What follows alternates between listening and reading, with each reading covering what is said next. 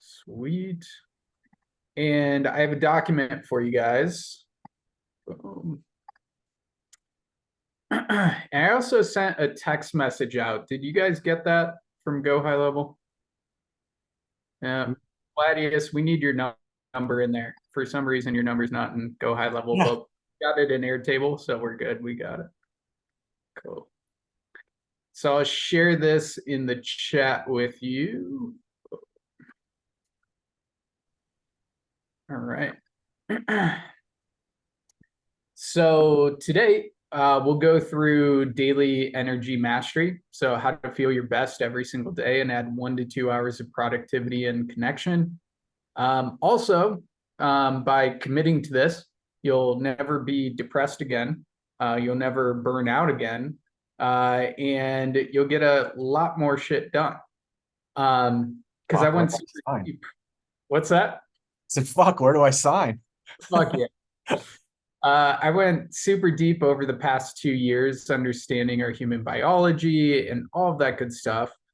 And the number one thing that makes us stressed and burnt out and depressed is cortisol. So is the stress hormone. And stress can come from, it comes from our environment and what we're doing, but that's how it affects our thoughts. So what we're continuously thinking. So every energy ritual that we do allows us to become more aware of our thoughts so we can direct our thoughts. So that's why energy and mindset are super fucking important, especially with Gladius's work here, where we can unroot or deep root those past traumas or past beliefs that were just installed in us so we can be more aware of our thoughts that are currently going on and direct them towards our vision and who we're meant to be and then do and then have. So we're going to go over this document. I've also linked some videos that would be amazing for you guys to go through if you haven't gone through them yet. It'll help you understand energy a little bit more and help you master your breath work, your meditation, your visualization, your sleep, and your cold exposure. So does that sound good for today? Cool. Sweet. So I promised Gladius that we would start with some breath work. So let's get into that. And Franklin, good to see you. Isaac, good to see you. Boom, Ganesh. And I got a new Shure mic. So is my voice sounding a little bit silkier today? A little bit better? Fuck. Sounds great. Oh God. Finally. I like it. Good. Yeah. All right. So I don't know if the Shure mic is gonna pick up the breath work, but let's see. We'll go with my favorite breathwork session to do during the day. It's on the Pause Breathwork app. And it's clearing mental blocks. So it's 3 sessions or 3 sets of the blow breath. And I got it pulled up, but to give you some context, the main reason why after like 2 hours or 90 minutes of work that we feel scatterbrained and we can't focus is simply the buildup of cortisol in our system. So working in 90-minute to 2-hour sprints is the exact amount of time you want to be in. If we do anything more than that, we're not operating at our peak performance during the day. How many of you guys have just done a sprint in the morning? You're feeling fucking great. You work for 3 hours and then 2 o'clock comes around and you're fucking dead and you can't even focus and you can't connect with your loved ones after work. It's just about getting into that rhythm of, and this is on the document as well, it's just about masculine and feminine, intention and surrender. So when we surrender, we get out of our head and back into our heart so it can refresh and we can tap back into our intention with our head. So it's this fluctuation of intention with the head, surrender with the heart, and just going back and forth with that throughout the day. So we operate at our peak performance. Does that make sense? Cool. So one of my favorite ways to do that is through breath work, increase serotonin that gets us out of the head back into the heart, and it helps us decrease that cortisol level. So how many of you guys have been working a lot today, super focused this morning? Cool, sweet. So that's really good, and we probably have gotten a lot done, but it's also built up cortisol in our system, stress in our system. So we want to offset that and use emotional alchemy by increasing our serotonin level or our endorphin level or our oxytocin level or our dopamine level to offset that cortisol. Does that make sense? Cool. And serotonin is the main molecule that will really, really help us get calm and grounded fast. Fastest way to do that is through breath work. Does that make sense? Cool. So let me know if you guys can hear this. The mind is wired for survival, Yeah. not to thrive. And in moments where we want to express our potential, we want to make the move, do the courageous thing. So I'm going to pause this for a second. The blow breath is just out the mouth. Just think about breathing out. And then there are 3 sets of this. So we'll breathe fully in the nose and hold. So 3 sets of that. And it's about 5 minutes. And Tommy, do not pass out in that beautiful hot tub. Cool. All right. So let's get it. We have got to remove the mental blocks, the limitations that are getting in our way. In this breathwork experience, the intention is to use the breath to clear the mental blocks, the thought patterns, the limiting beliefs that prevent us from being and doing what we're here to do. We are going to be using the blow breath, which is in and out using just the mouth. It sounds like this. If that pacing is too quick for you, feel free to adjust it to suit your own experience. This experience is in 3 different rounds. The blow breath followed by a top hold. I will cue you the whole way. Closing your eyes, dropping your shoulders. When you're ready, let's begin.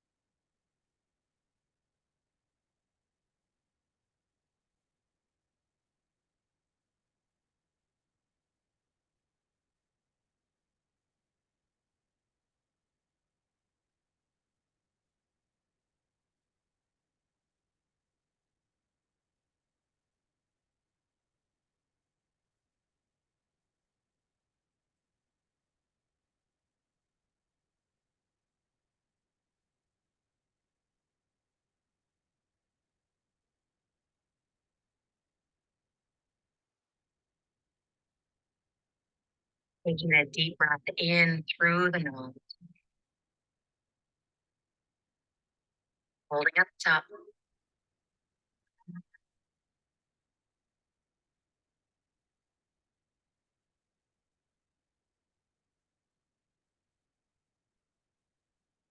Letting the breath go. Let's go into the second round.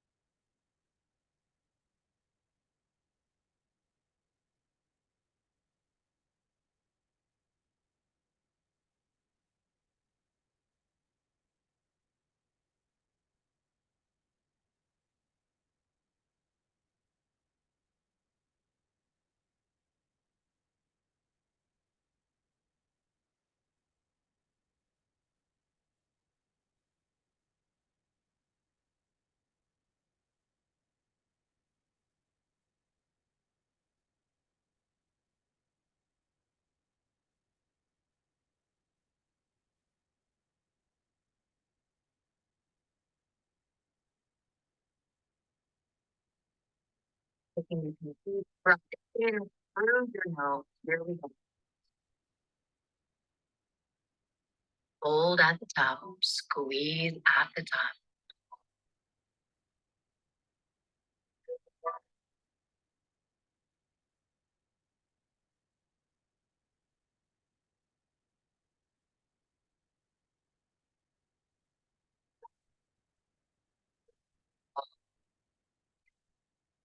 For our third and final round. Here we go.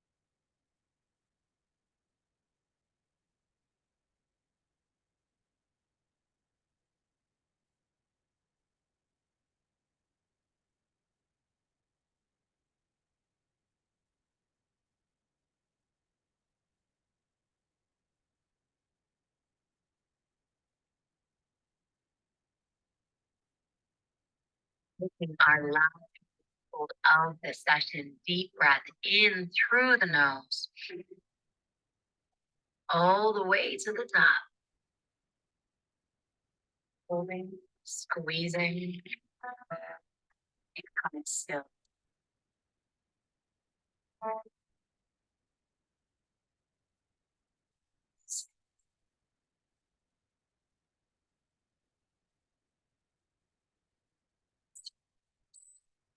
All energy to the body.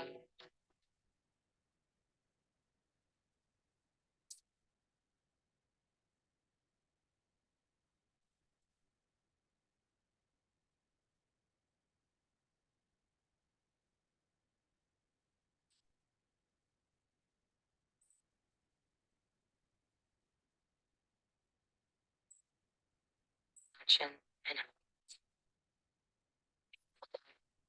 I'll see you in the next session.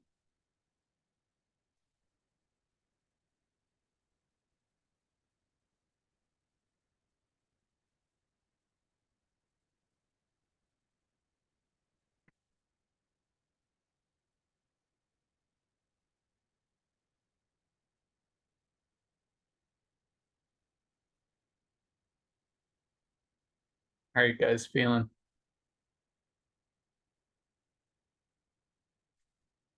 Any of you guys get a super tingly sensation? Cool. I find that always comes to varying degrees. If I have a bunch of coffee and there's a lot of stress in my system, there's more tingly sensation. And then there's sometimes that I will do that and I don't have the tingle, but I kind of get that blast off to the universe that Gladius is talking about.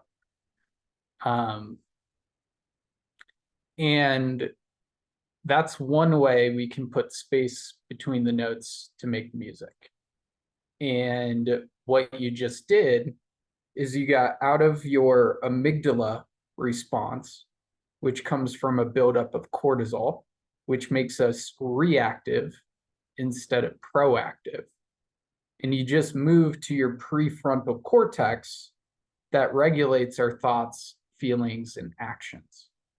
So now you're more in touch with yourself and everything around you.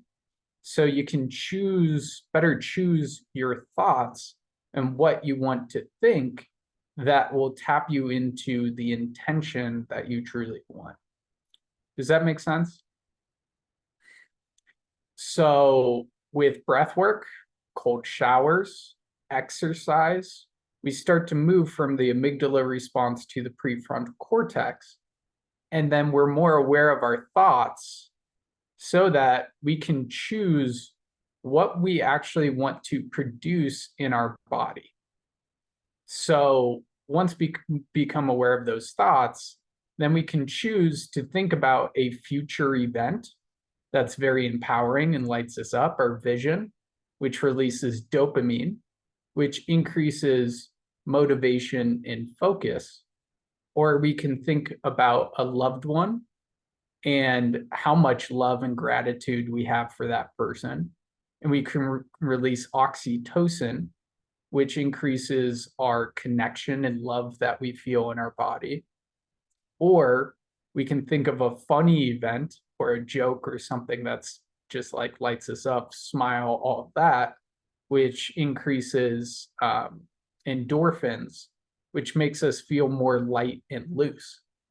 So if we're going into a new social situation or we're going to a sales call, we can put space between those thoughts and then set our intention towards how we actually want to feel. And we attract what we are, not what we want. So when we can put space between those thoughts and then be intentional with the thoughts after that, we can change how we are energetically in our body with what hormones we're actually producing and attract those things into our life by being that in this moment. Does that make sense? Cool. Sweet. What are you guys taking away from this so far? Can you hear me? Yeah. I got a question, what you just said as far as do you kind of use this as like a tool, like you said, like, you know, going into a sales call or going into a social event, like I kind of had the other day, like thinking about this, it's like after work, I think you said like you'll do a breathwork session to kind of like separate work and relaxation. Do you kind of use it as like a reset going into different settings or different kind of activities? Yes, 100%. Okay. Because when we're working on something, our amygdala will get attached to it, and then we'll just be in that rhythm of doing that thing. So if we're going from building out a system and being or building out a funnel and being in that state of just doing, a lot of cortisol, a little bit of dopamine, but we're missing the oxytocin and the connection. So if we can do breath work and then get connected to what we actually value and what we actually care about and think about the actual sales call coming up and what we really value and what we can actually provide. And one other thing is I visualize putting the credit card into the Stripe account and all of that. So visualizing that, and then we're in a better energetic state and we're in more flow on that sales call as well. So that's just one example, but it comes down to just putting space between our thoughts and then being intentional with what our next thoughts are. So like going into getting off work, doing quick breath work session, visualizing what the afternoon or the night is going to be with your wife, that will totally transform how you operate at night with your wife. You'll be just filling yourself up with different hormones, different neurotransmitters that allows you to be in more flow with your wife when you're off work. Yeah, I noticed that, like you said, working on a system or whatever it is that I was working on, and then go out to eat, and it's like my brain would not stop. But doing breath work, it kind of like separates that the activities and allows me to be able to kind of control where my thoughts are going. Yeah. It's just the masculine and the feminine, balancing the two.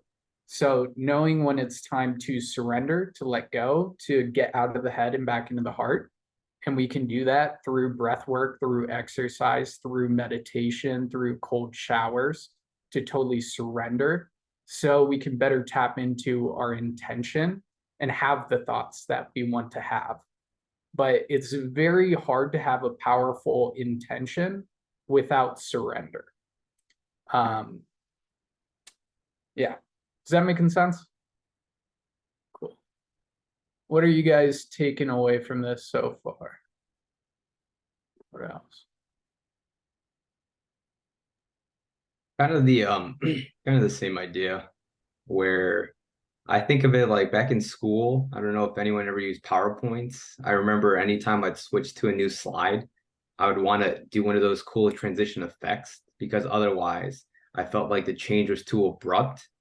And so I look at that just like the day, right? We're going through different slides, different moments throughout the day. And if we don't properly transition to the next slide, the change is so abrupt that it just comes off so harsh. So like what we were talking about, how at the end of the day, just creating that transition will avoid that abruptness that we sometimes feel in the evening when we get home, but we haven't changed our focus in our mind, and we're so focused on work that we're physically present, but mentally we're tapped out elsewhere, still in the last slide. That's kind of what I think about. That's a great analogy, Franklin. Thanks, dude. Yeah. And Don and I just did a podcast about tapping into curiosity. And we've talked about being like the scientists of our mind. And Gladius is really good with this, where he's like, interesting, when beliefs come up and all of that stuff. But one of my favorite quotes is, curiosity is the energy of creation.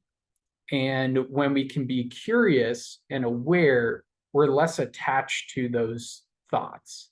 When we don't go in with it, into life with a curious mind and we're just hard set on everything, we're much more likely to be attached to our thoughts that can go down a rabbit hole of negative thinking that produces a lot of cortisol in the body, that produces anxiety, burnout, depression, all of that. But if we can tie these energy rituals to a curious mindset of, interesting, wonder why that's happening. That's an interesting thought.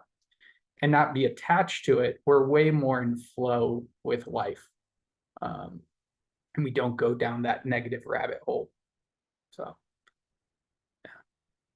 Any questions on that? Okay. Cool. The other thing I want to note is when we're doing the longer breathwork sessions, like 20, 30 minutes, whatever it is, some people, and me included, will get so tapped into the body that we'll just be tired. And it's our body just telling us we're fucking tired. And it's okay to be tired. Allow yourself to rest and to recover. And when we listen to our body and what it's telling us, let's say that day we do breath work and we're super tired, and we allow it to just recover for that day, the next day is going to be so much fucking better. The next week is going to be so much better. However, most of us do not take the time to get out of our head and back into our body. And we create a bunch of scattered work because we're always in our head. And then it comes to a day like me in 2021 where I was completely fucking burnt out because I was never tapping back into my body and listening to my body and what it was telling me. So if you do a big breath work session and your body says you're fucking tired, allow yourself to recover for a day or two. Does that make sense? Playing the long games here. So cool. Awesome. I got a question on this. So I can totally understand these being like these superpower boosts, right? And just these pattern interrupts.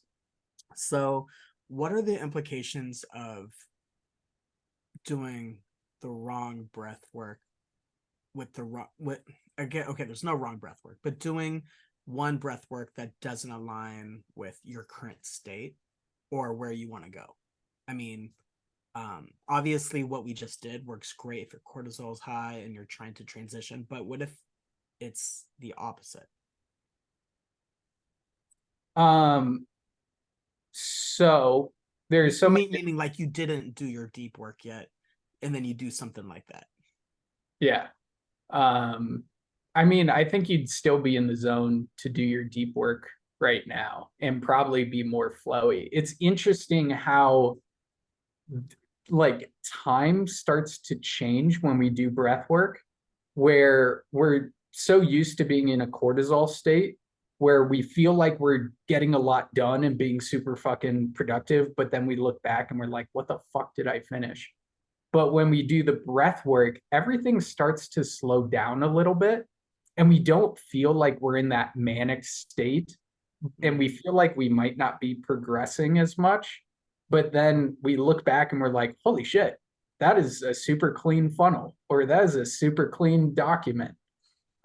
So I found it super interesting where there's the cortisol state and it's manic and it's like, I'm getting a lot of shit done. And then we look back and there's fucking nothing. And then when we're in that grounded state in our heart, when things feel like they're moving slower, but then we look back and we're like, holy shit, that looks really good. I got a lot of shit done. So I hope that kind of answers it. And then also, if we have a shit ton of stress, shit ton of cortisol in our body, doing a 30-45 minute breathwork session, 2 to 3 hours per bed, before we go to bed, best way to reset the nervous system and fucking crush the next day. But if we are like in the fucking zone and we've worked for 2 hours and we're still feeling good, I still recommend doing a 3 to 5 minute breathwork session or 100 push-ups, or every 90 minutes to 2 hours, doing an energy ritual to go from the head to the heart. So if it's a lot of stress, we can do a 10-minute breath work. If it's a little bit of stress, we can do a 3-minute breath work. So Cool. does that make sense? Thanks for breaking that down. Yeah. Yeah. Sweet. Good question. Any other questions before we go into the next section? Cool. So I've added in the emotional alchemy graphic up here. Essentially, what we're doing is just offsetting the cortisol, the stress, the worry, the fear, and tapping more into our oxytocin, endorphins, serotonin, dopamine, all of that stuff. And it puts us more in flow with life, and it gets us out of our head and into our heart. Like, just doing this every single day, you will totally restructure and reorganize your biochemistry in your body by just sticking to the energy rituals, like cold exposure, sleeping well, doing visualizations, meditation, breath work, exercise. You commit to that every single day, even in just little amounts, you will actually feel the energetic shift of changing and reprogramming your biochemistry. So I'm sure, how many of you guys have felt that with committing to the energy rituals? I love it. So I've added in direct links to the videos. So if you want to go deeper on emotional alchemy, or videos there, each of these breathwork, meditation, visualization, sleep videos are there. And it's not just the video, but we've SOP'd everything out in the course. So if you want to go deeper into why visualization is important and how to actually visualize and all of that stuff, it's all written out for you right there. And this is one of my favorite videos to do before bed. 10 minutes of visualization. It's a very specific thing that you're visualizing. I find when I visualize it, I'm way more in flow with doing it.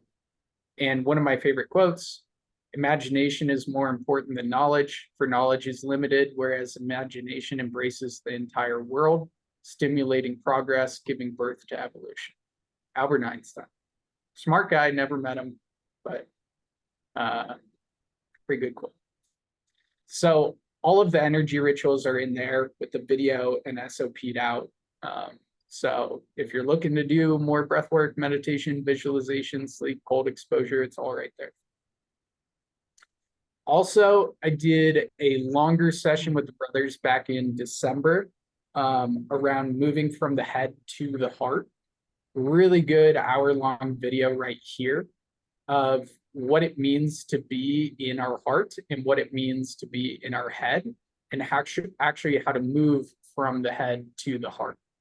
So basically everything we're doing on the self-mastery side with our values, mission, purpose, vision, principles, we're changing our perception, how we actually perceive the world, which changes our thoughts, which changes our feelings, which changes our actions. And then we're also changing our emotional state through these energy rituals. So essentially what we're doing is moving from the head to the heart and having more flow in life. And we go deeper on the psychology behind it, the biology behind it, all that good stuff right there. Cool. Sweet. Another crucial component is core beliefs. So when I'm doing these energy rituals, when I'm putting space between the notes to make the music, I'm installing my core beliefs. I'm an antenna and vehicle for love and truth. I master my fate. I'm captain of my soul. Everybody's doing the best with the current programming that they have. Life is happening for me and through me. So when we're able to, when we have our core beliefs, when we repeat them over and over and over, they'll pop up like during the day. Somebody cuts me off in traffic, everybody's doing the best with the current programming that they have. Or I'm feeling low energy right now. No, I master my fate and captain my soul. So when we're doing these energy rituals and putting space between the notes to make the music, we can also install our core beliefs. When I'm in a shower, cold shower, boom, I'll become hyper present in my thoughts. I'm an antenna and vehicle for love and truth. I'm the way, I'm the light, I'm the path. Boom. And then we start wiring those synapses together. So in everyday life, then we start thinking that way. Does that make sense? Cool. So we got the training there for you on core beliefs if you haven't gone through that yet. Nailing those down for yourself. Boom. That's how you do it. And then the self-mastery journal, if you guys aren't doing this yet, highly recommend it.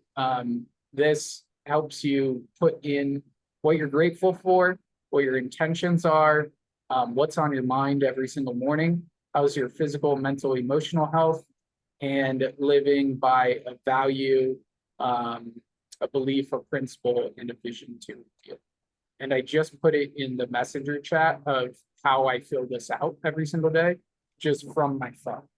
Like I just click the button, boom, fill it out, takes 5 minutes. And then I'm way more in alignment by being intentional with my actions during the day, feeling really fucking good and releasing oxytocin through gratitudes.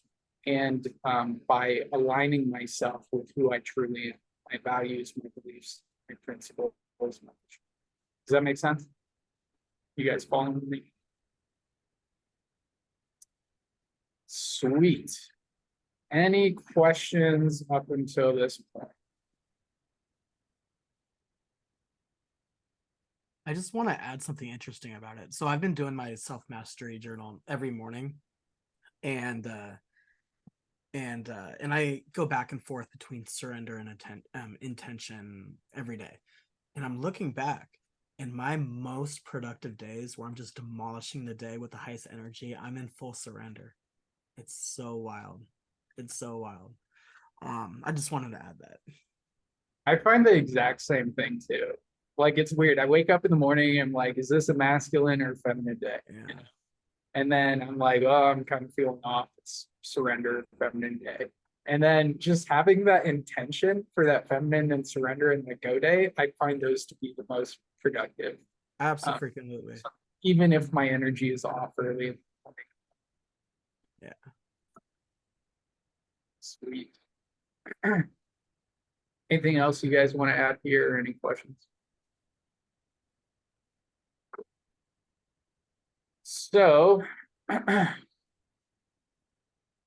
this is how I think about the morning and the morning formula. The biggest thing and the biggest key, and I hired a super expensive energy/spiritual coach about a year ago. And the biggest concept that I got from him was in the morning, get into your own rhythm, not somebody else's. So I block off an hour in the morning that is intentional of me just getting into my own rhythm. So becoming hyper cognizant and aware of my thoughts and my intentions for the day. So the biggest things to not do in the morning is do not check your phone for the first hour. Do not immediately drink coffee because we already have a spike of cortisol when we wake up. And then if we drink coffee right away, then that's just like doubly the cortisol. And a lot of us have running thoughts early in the morning. And the key early in the morning is do not let your thoughts run. Be gentle, be easy on yourself the first 30 minutes to hour in the morning. And the key is to slow those thoughts down and become hyper intentional. So how do we do that? So I do it by tapping into my physical, emotional, mental, and spiritual energy. So physically, first thing that I do, 100 push-ups. So I usually do 2 sets of 50. And you'll notice if you do it first thing in the morning, you'll tap more into your body and your thoughts will start to slow down. If you're struggling with morning thoughts, like a bunch of morning running thoughts, just get out of bed, turn over, and start doing some push-ups as soon as you wake up. You'll get nice chest, kind of like me and Dakota, and you'll slow those thoughts down. Also, I'm not a big breakfast person, but I always have green juice or some fruit in the morning, just so I have some substance in my body. And it's also not good to drink coffee on an empty stomach. So I have juice and a coffee. And then the additional thing for physical energy, slowing those thoughts down and becoming hyper present, cold shower. 2-minute cold shower. I just tell Siri to give me a 2-minute alarm clock, and then I hop in the shower and I don't get out until I do the cold shower. So how this usually looks is I'll get out, do 50 push-ups, then I'll do 10 minutes of breath work on the Pause Breathwork app, and then I'll do 50 more push-ups. And then after that, I'll do 10 minutes of meditation. So that's kind of how I do that. And then I'll install the beliefs along the way. I'm intending vehicle for love and truth, yada, yada, yada. And I'll make sure I get sunlight on my eyeballs. So this usually takes about 30 minutes in total, tapping into the physical, emotional, and mental energy.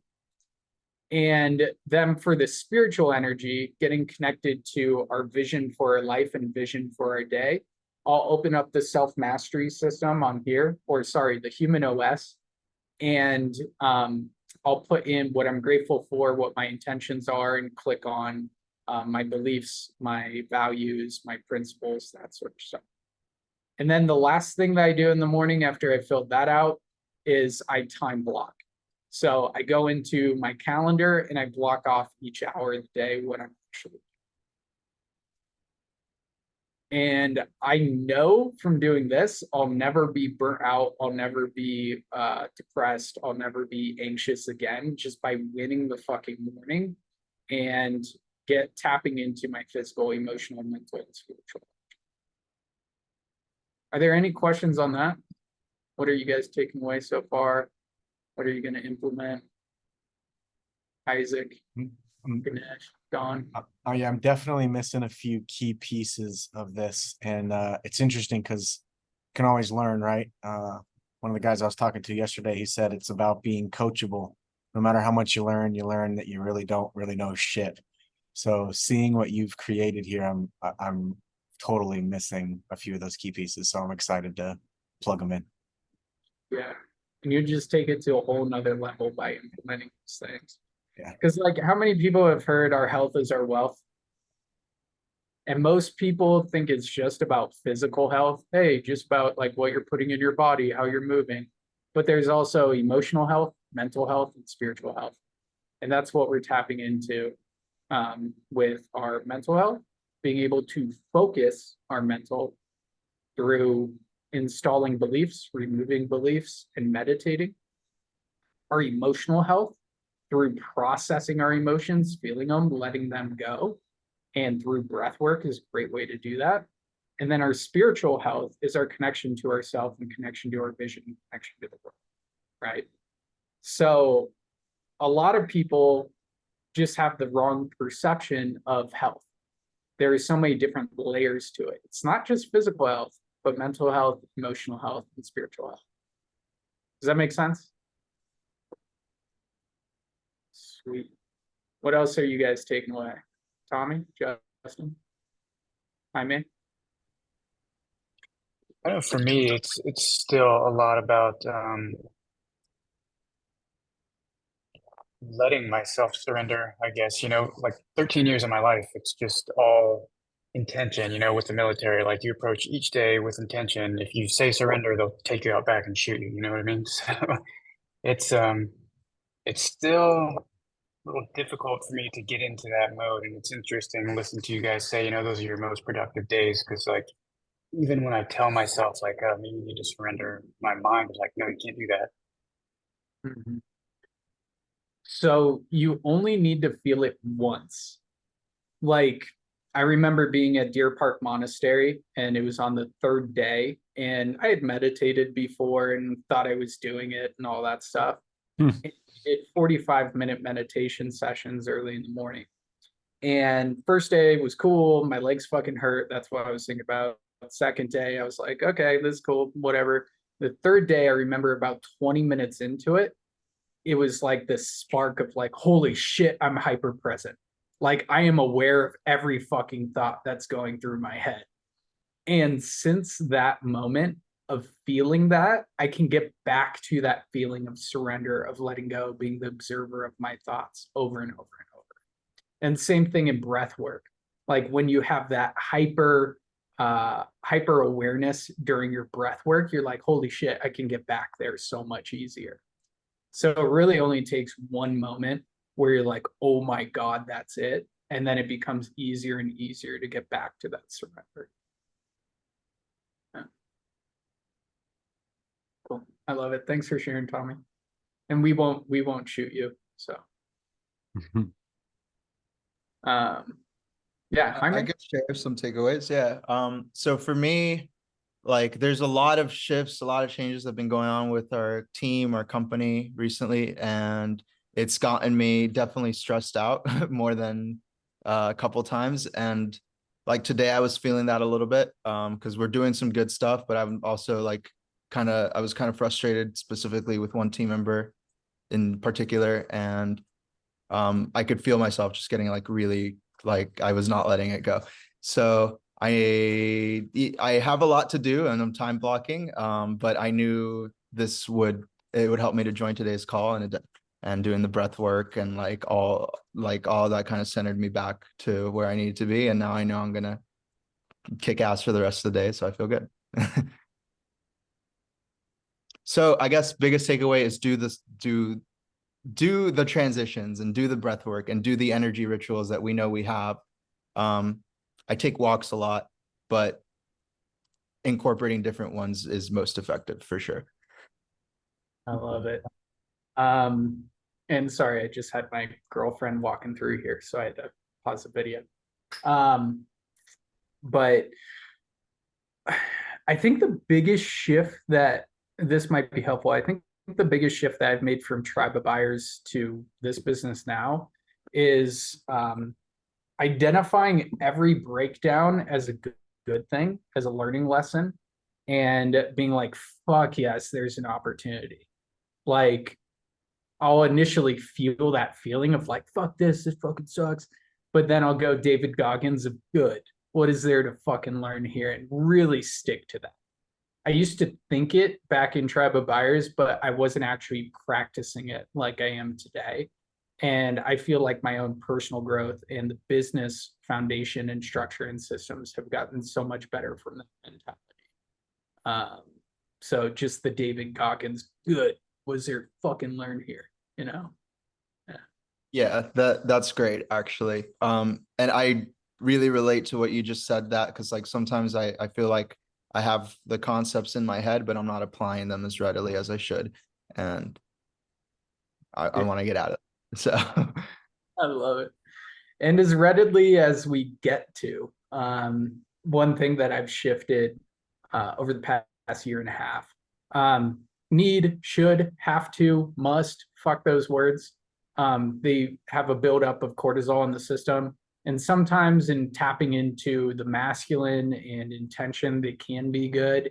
But 99% of the time, I see people just going down a path of like, I need to do this, but shifting our identity around that. So instead of saying I need to go to the gym, I can even feel it in my body right now saying that fucking word.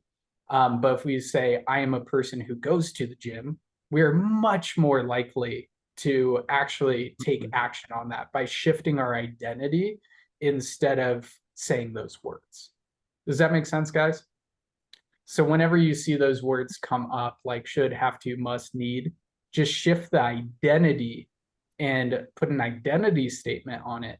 And we're much more likely to act in accordance to our identity and adopt that behavior instead of thinking we should, must, to, have. Bleh. My heart hurts when I fucking say those words. So Damn, I say those words a lot. Okay.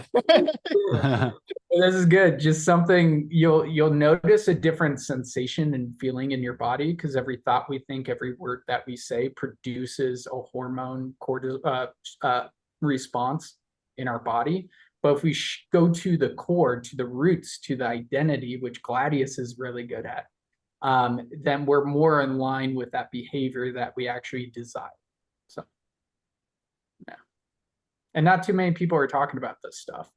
So it's just so common in society to say those words when actually they're not actually conducive to the result, to the behavior. But what is identity? Shifting the identity, changing the identity. So visualizing actually doing that thing, visualizing us being in the gym, doing that workout, or going to the gym and visualizing our workout before we actually do it. Like visualizing what are the 4 or 5 workouts I'm going to do? How is that going to feel? If you just lay down on the mat for 2 minutes and visualize your workout, you will have such a harder workout from visualizing it, doing it, tapping into that identity of I am an athlete, right? But that can only happen when we put space between our thoughts and become hyper intentional with what we're doing, which we're talking about here. Does that make sense? Sweet. So for the daily winning formula here, the key is intention, surrender, intention, surrender. So throughout our day, having intention, boom, masculine time, let's fucking get it done, let's hyper focus, and surrender, let's get out of our head back into our heart so that we're more powerful in our intention moments, right? So the daily winning formula for that I have here is energy ritual breaks every 2 hours, 30 minutes of exercise, tapping into the body. I like to do it around 2, 3 o'clock because that's usually where I hit an energy dip and then I get a second burst. Gladius is doing this now and he says it's incredible. Connection to loved ones, like the people in our life are our life. So when we can remove the people that are draining our energy or have a conversation with somebody that's draining our energy that we want to keep in our life, and connect with our loved ones during the day and be hyper intentional with that, we'll be way more lit up. We release oxytocin with those connections to loved ones, be way more lit up. And then the self-mastery journal to keep us in alignment. And then business, here's just an example, 1 hour of prospecting, 2 hours of deep work, 15 minutes of delegating to a team, being hyper intentional with that. Each morning, just being like, hey, here are the things I want to delegate to the team so they can be hyper intentional with their day. And one thing that I would add here is 30 minutes of education. Because when we're learning about something that is going to move the needle forward and that's in accordance to our vision, we release more dopamine. We feel better.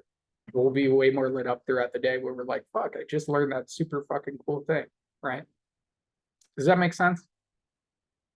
Cool. And then nightly winning formula, main thing, gratitude, reflect, and let go. Ray Dalio says pain plus reflection equals progress. And gratitude is the easiest way to shift fear into love. And when we let go from the day, we just sleep so much better, right? So biologically, 2 things to not do. Don't eat 2 hours before bed, because when we do, then our body is still consuming that food that we put put in there so we get less deep sleep. And then artificial light 1 hour before bed, if you have like the screen or on your phone, then it produces, we're less likely to produce melatonin in our pineal gland in our brain that helps us fall asleep. But if we're just intentional, having the lights off, that sort of stuff, an hour, 30 minutes before bed, not doing technology, we'll produce more melatonin in our pineal gland and we'll fall asleep a lot quicker, and also sleep deeper throughout the night. How many of you guys have watched a YouTube video before bed and then you keep fucking waking up throughout the night? Anybody else? Okay. Well, that's just from an increased activation in the brain and less melatonin in the pineal gland that doesn't allow us to sleep as deep, right?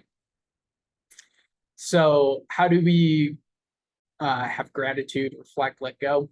10 minutes of breath work. It's fucking amazing. You can do a slower breath work, shorter breaths in, longer breaths out. The visualization video inside of the course is fucking amazing for 10 minutes of visualization. And then one of my favorite things to do before bed is a mental reflection of my day. The Rosicrucianists called this one of their spiritual practices. And what you do is just reflect backwards from I'm in bed. Before this, I took a shower. Before this, I was cuddling with Arlie in bed. Before this, boom. And then you go back throughout your day to the very beginning and you fall asleep faster. Plus you reflect on, holy shit, I did so much stuff today. I can't remember, or I can't believe that I remembered all of this. And you start to pick up those gratitude moments throughout your day. You're like, oh, that was really cool. I'm super grateful for that, right? And then just sometime in the afternoon, complete your evening reflections in the self-mastery journal as well. So what filled me up with most love and joy today? Where was I triggered? How did I overcome it? Overall, how was my day? And fill those pieces up. Yeah. So if you do all this, you have your morning formula, you're tapping into your physical, emotional, mental, and spiritual energy. You're tapping into intention, surrender throughout the day. You have your daily winning formula for yourself and your business, and you have gratitude, reflect, and let go at night. You will definitely add 1 to 2 hours of productivity during your day and connection, and you'll never be depressed, anxious. Well, you might have moments of anxiousness, but depressed and burnout ever again. It's just all based on biology, removing the cortisol, installing the oxytocin, morphine, serotonin. So, cool. Is that helpful, guys? And would you guys like me to do more of these training structures for the self-mastery calls, or do you want it to be more Q&A? 100%, you know. I like this form, what you're doing now. Cool. I'll do that. And Don, to answer your question, yes, I'll give you a text. Cool. So what we went over, emotional alchemy, we went over the morning formula, the daily winning formula, the night formula. We talked about intention and surrender, getting out of the head, back into the heart, having more flow during our days instead of force. And yeah, what were your guys' biggest takeaways from today's session? You know, I was doing. Yep. Oh, sorry. You can go ahead, Tom. No, go ahead, Isaac, brother. Go ahead, brother.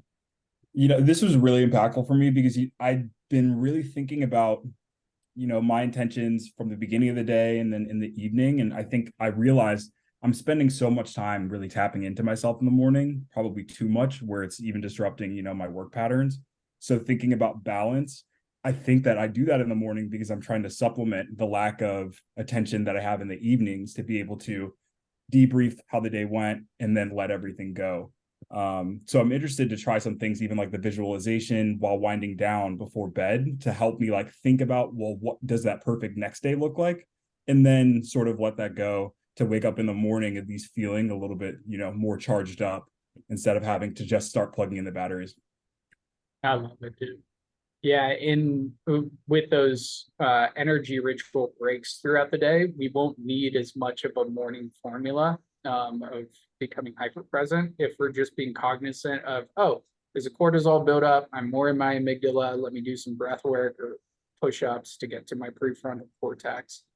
And it kind of becomes a game too. It's like, cool, I get to be a chemist of my own body. And then the visualization is the easiest way to transform how we feel. We just need to become aware of our thoughts first, and then we can visualize what we actually desire. So I love that takeaway, and doing that before bed is perfect. Who else? Yeah, I'll chime in real quick. This is kind of regarding like the energy rituals and building those into our schedule.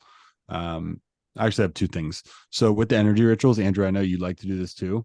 Everything on my calendar, it's pretty much color coordinated, like depending on the activity.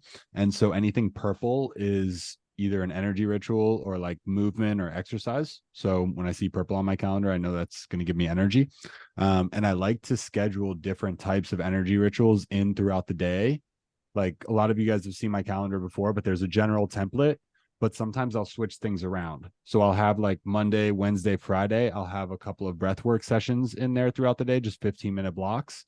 And then I'll also have like I have at least one walk a day scheduled in for 15 minutes. And so if you schedule those things in like throughout parts of your day, it's just that reminder to get up and go do it. Because sometimes we forget. And then, so that was the first thing. And the second thing was, as far as nighttime routines before bed, I've been trying to get Bo to do this for like 6 months now, but a little bit of stretching. Stretching is so good before bed. So just like you've literally been sitting for most of the day, and then you're about to go sleep and be in the same position for another 7 or 8 hours. And so just moving your body a little bit and doing a little bit of a yoga flow, like you can just type in on YouTube, nighttime yoga flow, and you can get a couple of really easy, good flows that will just move your body and, open up some fascia in your muscles before you go to bed. Bonus points if you use a roller. And one question that I want you guys to write down right now, and Tommy being in the hot tub, figure out how to do that, is, am I running my mind or is my mind running me? Super powerful question, because oftentimes we won't actually do the breath work or do the meditation because our mind is actually running us. So just having this simple question, am I running my mind or is it running me? Then pops up in our head, we can be like, oh my God, it's running me right now.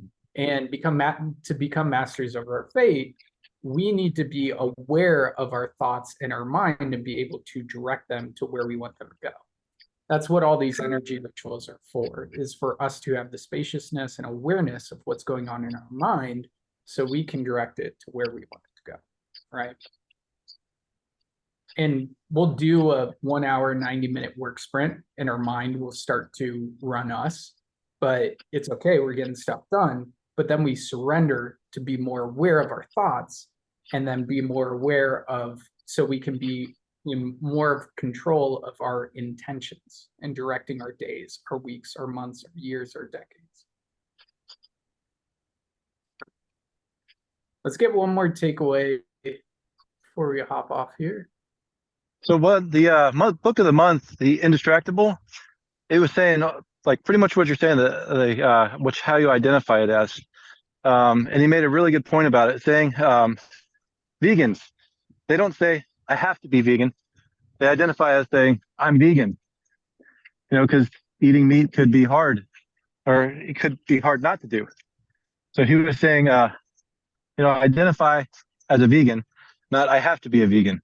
So that kind of made it more clear. Like, I'm a great person, just like a silly example. Instead of saying, I have to be this person, you can identify as that person. So it made it make a lot more sense, a lot easier for me. I think that's a great place to end it. Tapping into that identity, not the shoulds, have to, musts, but the identity and getting to the root of it. So beautiful, sweet, great call, guys. Thank you so much. The document was sent out via text, so if you want to jump back into it, it's there for you. I'll talk to you guys soon.